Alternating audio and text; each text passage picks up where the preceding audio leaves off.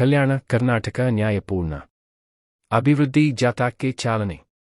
Welfare party of India ಪಕ್ಷವು ಸೋಮವಾರ ಬಳ್ಳಾರಿಯಲ್ಲಿ ಪಕ್ಷದ ವತಿಯಿಂದ ಅಕ್ಟೋಬರ್ 6ರಿಂದ ಅಕ್ಟೋಬರ್ 13ವರೆಗೆ ಬಳ್ಳಾರಿಯಿಂದ ಬೀದರ್ನವರೆಗೆ ನಡೆಸುತ್ತಿರುವ ಕಲ್ಯಾಣ ಕರ್ನಾಟಕ ನ್ಯಾಯಪೂರ್ಣ ಅಭಿವೃದ್ಧಿ ಜಾಥಾಕ್ಕೆ ಚಾಲನೆ ನೀಡಿತು. ಜಾಥಾಕ್ಕೆ ಚಾಲನೆ ನೀಡುವ ಮುನ್ನ ವೆಲ್ಫೇರ್ ಪಾರ್ಟಿ ಆಫ್ ಇಂಡಿಯಾ ಪಕ್ಷದ ರಾಜ್ಯಾಧ್ಯಕ್ಷ ಸೈಯದ್ ಅಮ್ಜದ್ ಹುಸೇನ್ ಬಳ್ಳಾರಿಯಲ್ಲಿ ಸುದ್ದಿಗೋಷ್ಠಿಯಲ್ಲಿ ಮಾತನಾಡಿದ ಅವರು, ಕಲ್ಯಾಣ ಕರ್ನಾಟಕ ಭಾಗದ ಜನತೆಗೆ ನ್ಯಾಯ ಸಿಗಬೇಕೆಂಬ ಉದ್ದೇಶದಿಂದ welfare party of India Karnataka ವತಿಯಿಂದ ಇಂದಿನಿಂದ ಅಕ್ಟೋಬರ್ 6ರಿಂದ ಅಕ್ಟೋಬರ್ 13ರವರೆಗೆ ಕಲ್ಯಾಣ ಕರ್ನಾಟಕ ನ್ಯಾಯಪೂರ್ಣ ಅಭಿವೃದ್ಧಿ ಜಾಥಾ ಆಯೋಜಿಸಲಾಗಿದೆ. ಈ ಜಾಥಾ ಬಳ್ಳಾರಿಯಿಂದ ಆರಂಭವಾಗಿ ಬೀದರ್ ತನಕ ನಡೆಯಲಿದೆ ಎಂದು ಹೇಳಿದರು. ದೇಶಕ್ಕೆ ಸ್ವಾತಂತ್ರ್ಯ ದೊರೆತ ಇದುವರೆಗೂ ಕಲ್ಯಾಣ ಕರ್ನಾಟಕ ಭಾಗ ಇಂದು ರಾಜ್ಯದ ಅತ್ಯಂತ ಹಿಂದುಳಿದ ಪ್ರದೇಶವಾಗಿಯೇ ಉಳಿದಿದೆ.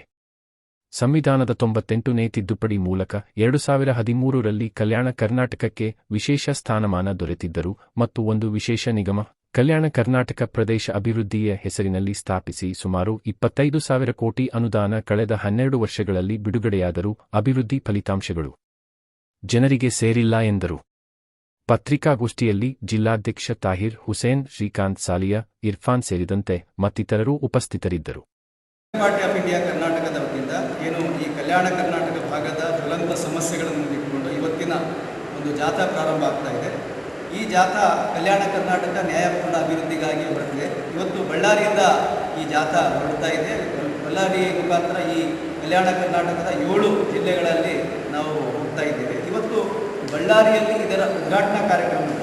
ಈ ಕಾರ್ಯಕ್ರಮಕ್ಕೆ ಇಡೀ ರಾಜ್ಯದಿಂದ ಬೇರೆ ಬೇರೆ ಜಿಲ್ಲೆಗಳಿಂದ ಕಾರ್ಯಕರ್ತರು ಬಂದು ಕಲ್ಯಾಣ ಕರ್ನಾಟಕ ಭಾಗದ ಸಮಸ್ಯೆಗಳಿಗೆ ಸರ್ಕಾರ ಒತ್ತು ಕೊಡಬೇಕು, ಸರ್ಕಾರ ಅನುಷ್ಠಾನ ತರಬೇಕು ಅನ್ನೋ ಒಂದು ಒತ್ತಾಯಕ್ಕಾಗಿ ಎಲ್ಲ ರಾಜ್ಯದಿಂದ ನಮ್ಮ ಕಾರ್ಯಕರ್ತರು, ಮುಖಂಡರು ಕೂಡ ಇಲ್ಲಿ ಇವತ್ತು ಸೇರಿದ್ದಾರೆ.